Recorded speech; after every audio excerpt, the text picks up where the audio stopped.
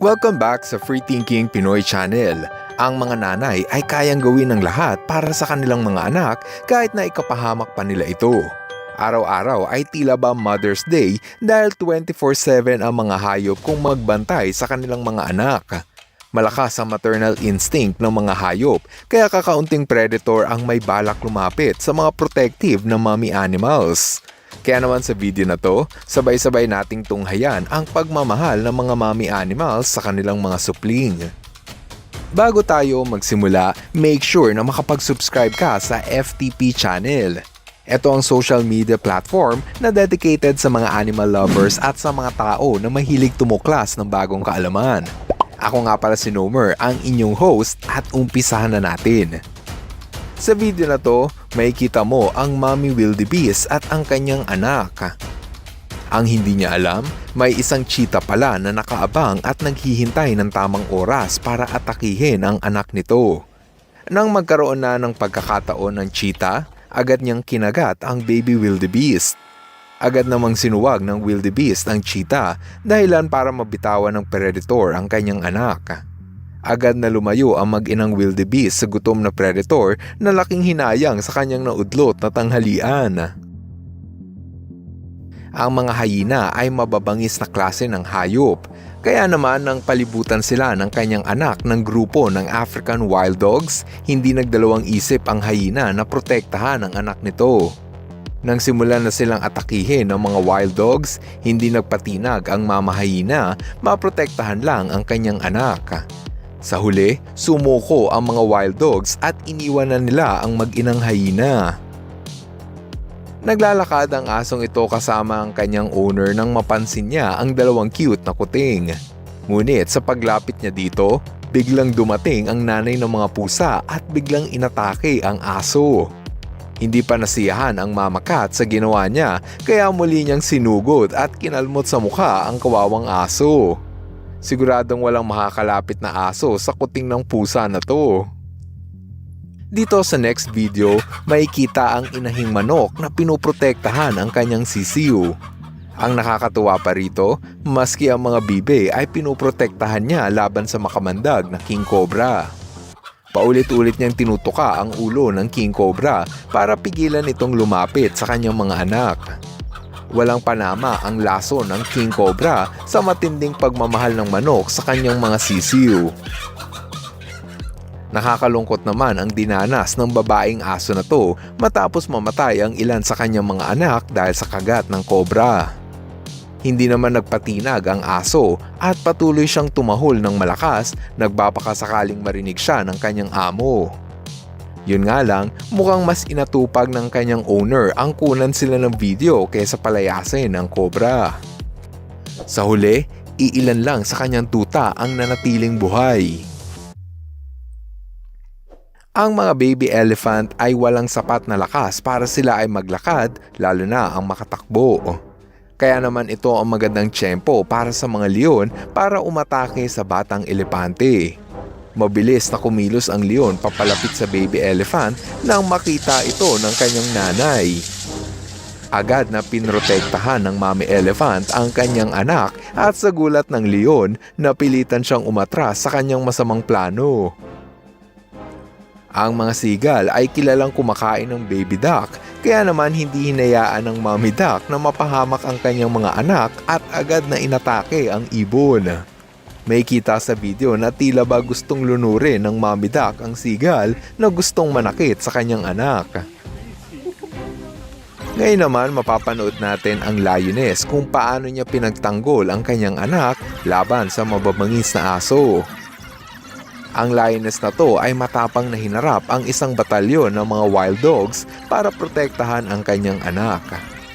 Hindi nagpatinag ang mommy lion at pinagbibigyan niya ng matinding kalmot ang sinumang sumubok na manakit sa kanyang anak kahit grupo pa ito ng mga predator. Dito naman sa video, mapapanood ang pag-atake ng oso sa mga batang cougar. Maya-maya lang, to the rescue ang mommy cougar upang palayasin ang oso. Napaatras ang oso at napilitan pang umakyat ng puno sa takot. Sinundan pa rin siya ng Mommy Cougar para turuan ng leksyon ng oso na huwag saktan ang kanyang mga anak. Habang ang Honey Badger at anak nito ay pauwi na sa kanilang tirahan, biglang may sumulpot na leon para atakihin ang mag-ina. Patuloy silang lumayo sa leon ngunit nasakmal pa rin ng leon ang anak ng Honey Badger. Matapang naman na binalikan ng nanay ang kanyang anak para kalabanin ang leon bago pagawing merienda ang kanyang anak. Ang mga uwak ay kilalang kumakain ng baby itik pero sa pagkakataon na to mukhang hindi siya uubra sa mommy duck na to. Magaling at aktibo si mommy duck sa tuwing umaatake ang uwak at tila ba walang panama ang uwak sa diskarte ni mommy duck. Dahil dyan, ligtas na nakaalis ang pamilya ng itik pabalik ng ilog. Alam naman natin na ang mga ina ay nagagawang mailayo sa kapahamakan ang mga anak bago pa man ito malagay sa panganib. Tulad na lamang ng mommy elephant na to na inilayo niya ang kanyang anak sa isang turista at pilit na inilapit sa kanya. Dito makikita kung paano protektahan ni Mommy Giraffe ang kanyang anak laban sa 5 leon. Para sa Mommy Giraffe, handa niyang gamitin ang kanyang buong puwersa at patikimin ng karate ang 5 leon para lubayan ang kanyang anak. Mukhang mali ang mga leon na to sa kanilang kinalaban. Paboritong targetin ng mga lobo ang batang buffalo. Buti na lang at andyan ang mga nanay para protektahan ang kanilang anak. Sinakmal ng lobo ang batang buffalo ngunit sa pag-atake ni Mommy Buffalo, nabitawan ito at napilitang umatras sa takot sa nanay ng kanyang prey. Naging bakod ang Mommy Buffalo para harangan ang mga lobo palayo rito. Sinubukang atakihin ng mga hyena ang batang giraffe. Mukhang napalayo ang batang giraffe sa kanyang ina kaya naman nagkaroon ng pagkakataon ng mga hyena na atakihin ito. Ngunit kahit pilay na ang isang paa ng batang giraffe ay lakas loob pa din siyang tumakbo papalapit sa kanyang ina. Kaya naman nang makita sila ng Mama Giraffe ay sinalubong niya ang kanyang anak at mabilis na sinaklolohan ito laban sa hyena. Ang mga hyena ay madalas atakihin ang maliliit o batang hayop. Kaya naman kahit ang batang rhino ay hindi ligtas sa kanilang menu.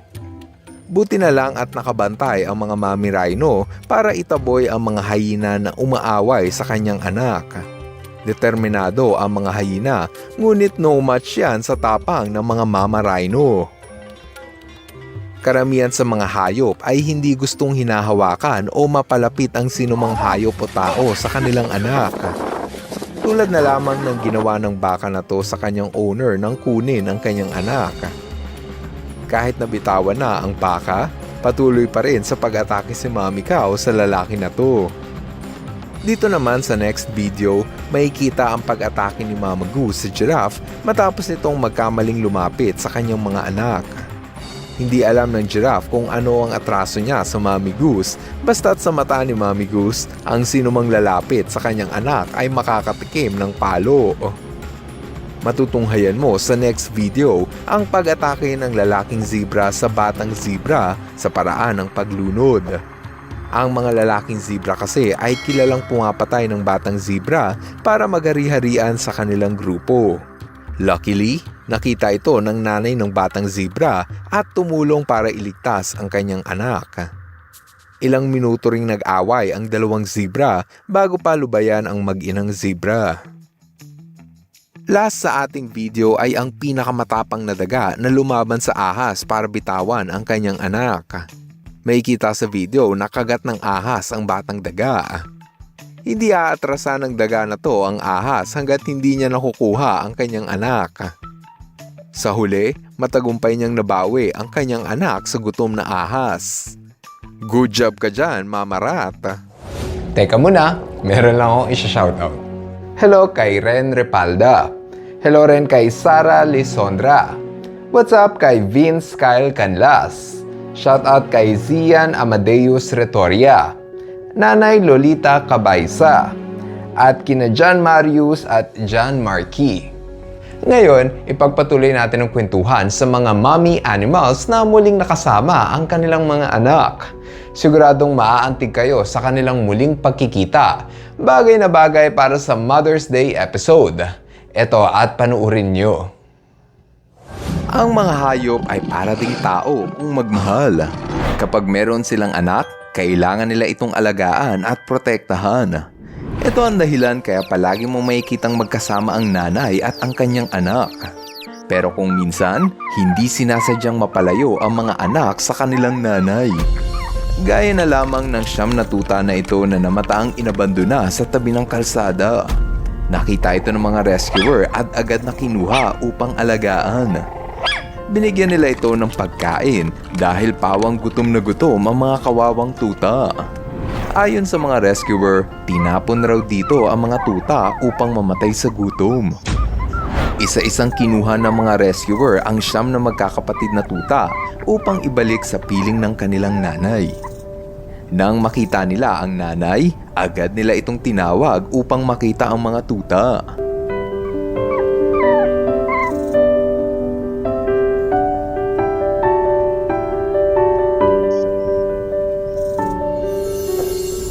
Kitang-kita sa kilos ng aso na siya ay natutuwa dahil ang mga tuta na inakala niyang hindi na niya makikita ay nasa harapan na niya. Laking pasalamat ng aso sa mga taong tumulong sa kanya dahil nakapiling na niya ang kanyang pinakamamahal na mga anak. Ito naman ang baby panda na pansamantalang inalis sa piling ng kanyang nanay. Kailangan kasi itong maobserbahan ng mga doktor kung malusog ba ang baby panda. Pagkatapos ng 3 araw simula nang sila ay magkahiwalay, muling nagkita si baby at mommy panda.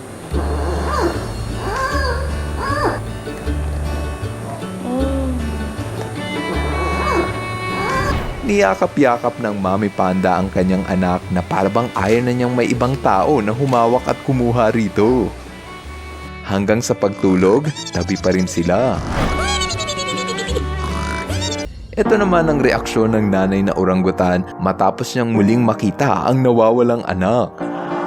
Ayon sa kumuha ng video, inagaw ng mga hunter ang anak ng orangutan para ibenta sa exotic pet trade. Inabot pa ng 2 linggo ang mga pulis upang bawiin sa mga hunter ang batang unggoy.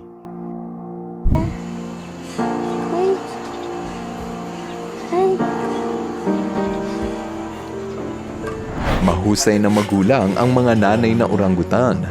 Yan ay dahil sa inaabot ng 8 taon ang mga orangutan sa pag-aalaga ng kanilang anak.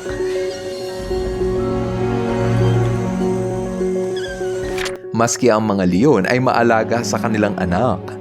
Gaya ng leon na ito na tinatawag ang kanyang mga anak matapos itong mawalay sa kanya dahil sa aksidente. Nagsama-sama ang mga batang leon para mahanap ang kanilang nanay. Dahil sa boses ng kanilang nanay, nahanap din nila ang kanilang pamilya.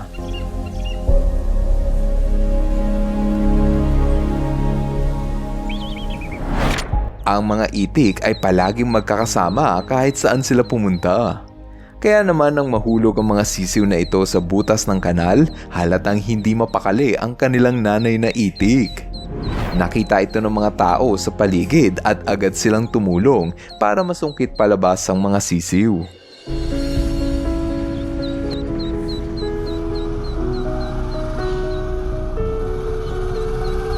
Ito naman ang batang elepante na nawalay sa piling ng kanyang nanay. Ayon sa mga rescuer, maaaring naiwan daw ito ng kanyang pamilya habang namamasyal sa makapal na gubat.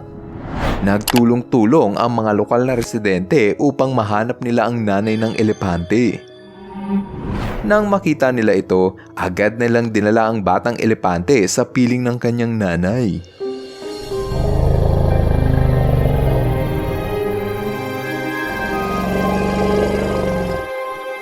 Palaging magkasama ang chimpanzee at ang kanyang anak sa loob ng facility na ito kasama ng iba pang unggoy. Ngunit nang kinailangang gamutin ang karamdaman ng batang chimpanzee, nagkawalay ang landas ng mag-ina. Kaya naman pagkatapos ng 3 araw ng rehabilitation, muling nagkasama ang 2 chimpanzee.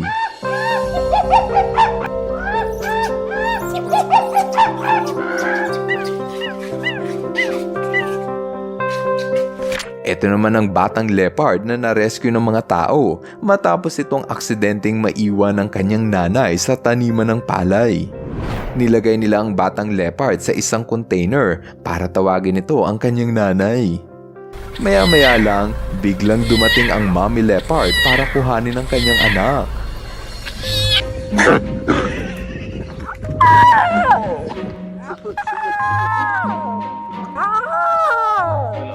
Mahalaga na palaging magkasama ang nanay at anak na otter, pero paano na lang kung magkahiwalay silang dalawa?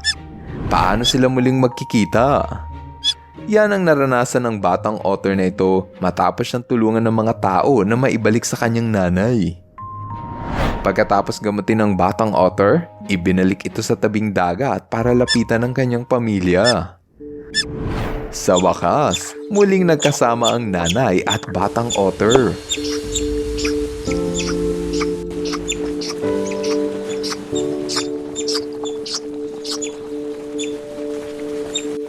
Ito naman ang nanay na tupa na maikipagkita sa kanyang nawalay na mga anak. Sa loob kasi ng bahay na ito ay naghihintay ang kanyang dalawang anak na matagal nang nawalay sa kanya. Nang marinig ng mga batang tupa ang boses ng kanilang nanay, sobrang natuwa ang dalawang batang tupa.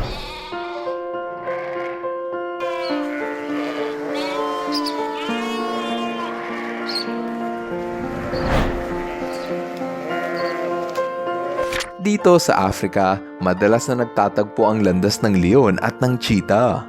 Takot ang mga cheetah sa atake ng leon dahil mas malakas at mas malaki ito kumpara sa kanila. Dahil sa atake ng leon, aksidenteng nahiwalay sa nanay na cheetah ang kanyang mga anak. Sinimulang hanapin ng cheetah ang kanyang mga anak sa paraan ng pagtawag rito. Buti na lang at narinig ito ng kanyang mga anak at agad na lumapit sa kanya ang matagal na nawalay niyang anak.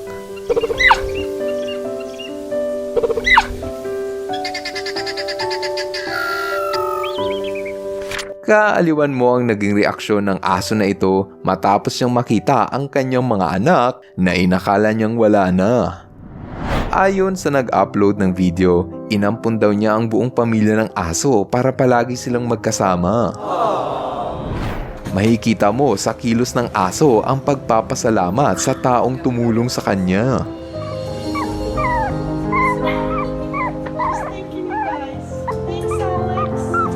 Ito naman ang lalaki na tumawid pa ng bakod para kuhanin ang na-stuck na sisiw ng itik. Pagkakuha niya rito, agad niya itong pinakawalan pabalik sa kanyang nanay.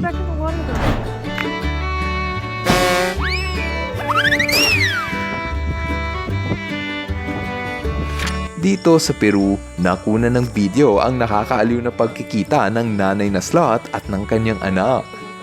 Pinaghiwalay ng panandalian ang mag-inang sloth dahil sobrang dami na daw nilang kuto at garapata, kaya kinailangan linisin ang kanilang katawan. Para sa last na video, matutunghayan nyo ang pagkikita ng batang kambing at ng kanyang nanay. Nakita raw nila ang batang kambing na na-stuck sa butas ng kanal. Inuwi nila ito at inalagaan upang ibalik sa kanyang pamilya. Kinabukasan, muli nilang nakita ang pamilya ng kambing. Dito na nga nakita ang pagmamahal ng nanay sa kanyang anak.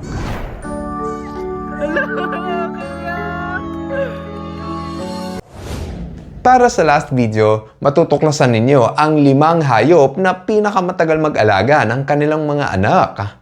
Dito niyo matutuklasan na may mga mommy animals pala na mas magiting pa kaysa sa mga tao. Watch and learn from this video. Kilalanin ang 5 hayop na pinakamatagal mag-alaga ng kanilang anak. Sa video ito, matutuklasan nyo rin kung bakit mahusay na magulang ang mga hayop. Umpisahan natin ang kwentuhan sa mga killer whale. Kasali sila sa ating listahan dahil sobrang haba ng panahon ang ibinibigay ng nanay na killer whale sa kanyang anak. Pinapadede ng mga nanay ang kanilang anak ng 1 hanggang 2 taon. Mukhang maikli lang ang 2 taon pero alam mo ba na kahit matanda na ang kanilang mga anak, patuloy pa rin ang mga nanay sa pag-aalaga ng kanilang anak. Kahit malaki na kasi ang mga killer whale, sumasama pa rin sila sa pamumuhay kasama ng kanilang nanay at ng mga kapatid. Ganon kasi ang pamilya ng killer whale.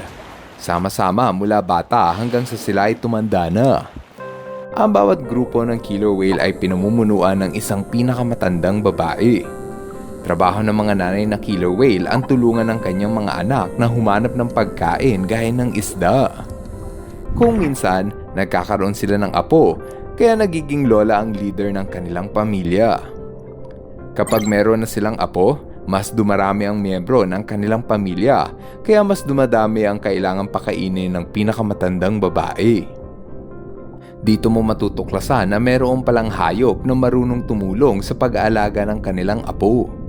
Kaya naman masasabi mo na mabigat ang trabaho ng mga babaeng killer whale dahil inaalagaan nila ang kanilang anak at apo hanggang sa pagtanda nila. Ang susunod na hayop na pinakamatagal mag-alaga ng anak ay andito lang sa tabing ilog. Sila ang mga nanay na buwaya. Alam mo ba na kahit sila ay isang hamak na buwaya, maalaga naman sila sa kanilang anak? Binabantayan kasi nila ang kanilang mga anak ng hanggang 3 taon.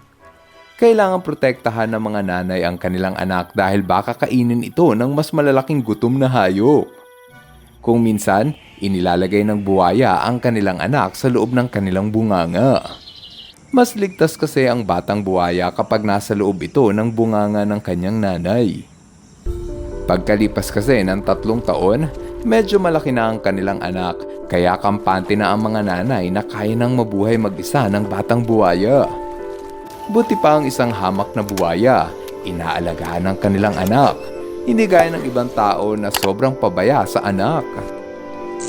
Sa maniwala ka man o hindi, mayroong mga tao na handang iwanan ng kanilang baby. Nitong buwan ng Agosto, naging laman ng balita ang bagong silang na sanggol na inabandona sa gilid ng kanal. Yung maliit na gumagalaw sa sulok, yan ang baby na iniwan. Agad namang nagtulong-tulong ang mga tao para kuhanin ang sanggol sa kanal. Ligtas naman ang baby at nasa pangangalaga ng DSWD. Ayon sa mga saksi, maaaring itinapon ng baby dahil hindi ito kayang buhayin ng kanyang nanay. Buti pa ang mga buhaya na turingang hayop ngunit hindi naman nila pinapabayaan ang kanilang anak. Hindi sila katulad ng ibang tao na walang pake. Dito naman sa nagyayelong disyerto, makikita ang isa pang nanay na matagal nang inaalagaan ang kanyang anak. Ito ang nanay na polar bear. Kasali sila sa ating listahan dahil inaalagaan nila ang kanilang anak sa mahabang panahon. Inaabot ng 3 taon ang pag-aaruga ng mommy bear sa anak. Sa loob ng panahon na ito, itinuturo ni mommy bear kung paano mamuhay sa ganitong lugar. Gaya na lang ng paano umiwas sa panganib at paano humanap ng pagkain. Kailangan ng mga batang oso na palaging sumama sa kanilang nanay dahil kung hindi, maaari silang mapahamak. Ito kasi ang nangyari sa batang oso nang maiwan siya ng kanyang nanay. Nahulog ang bata sa swimming pool kaya kamuntikan na itong malunod. Hindi pa kasi marunong lumangoy ang batang oso. Buti na lang at agad siyang tinulungan ni Mommy Bear para makaahon sa tubig. Sa hiwalay na video, mapapanood nyo kung paano pinrotektahan ng nanay na oso ang kanyang anak laban sa gutom na oso. Ang mga lalaking oso kasi ay kilalang kanibal at kumakain ng mga batang oso. Makikita sa video na pilit itong umaakit ng bangin para lumapit sa mag-inang oso. Dahil dyan, naisipan ng nanay na tapakan ng niebe para malaglag. Sa ganung paraan, may hirapang umakyat ang oso na gustong saktan ng kanyang anak. O diba, dahil sa diskarte ni Mommy Bear, nailigtas niya ang kanyang anak. Habang ang kalaban naman niya ay nagpadaustos na lang pababa. Kung tutungo naman tayo sa kagubatan ng Indonesia, dito na inirahan ang isang pambihirang nanay. Ito ang mga orangutan. Alam mo ba na inaalagaan nila ang kanilang anak ng hanggang 12 taon? Tumitigil lang sila sa pagpapadede kapag 8 taong gulang na ang kanilang anak. Kumpara sa mga tao na pinapadede lang ang mga bata ng hanggang 2 taon. Kailangan kasing bantayan ng mga nanay na orangutan ang kanilang anak dahil sobrang delikado sa lugar na ito. Pwede kasing kainin ng mga ahas, tiger at leopard ang kanilang anak kung pababayaan nila ito. Isa sa pinakamahalagang itinuturo ng mga nanay sa kanilang anak ay ano ang pwede nilang kainin. Meron kasi mga dahon at prutas na pwedeng ikalaso ng orangutan, kaya trabaho ng mga nanay na ituro sa anak kung ano ang ligtas kainin. Ganon din sa mga human babies. Ang mga sanggol kasi ay walang kamalay-malay sa kung ano ang ligtas kainin. Lahat kasi ng madampot nila ay agad nilang isusubo.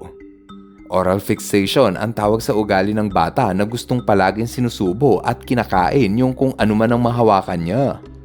Madalas, mga baby na 18 months old pababa ang nakararanas ng oral fixation.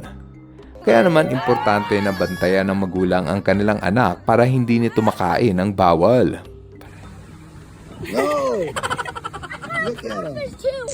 Siguro, ganun din ang mga orangutan kaya nila tinuturuan ang kanilang anak ng tamang pagkain. Kapag 12 years old na ang batang orangutan, kaya na nitong mabuhay ng mag-isa.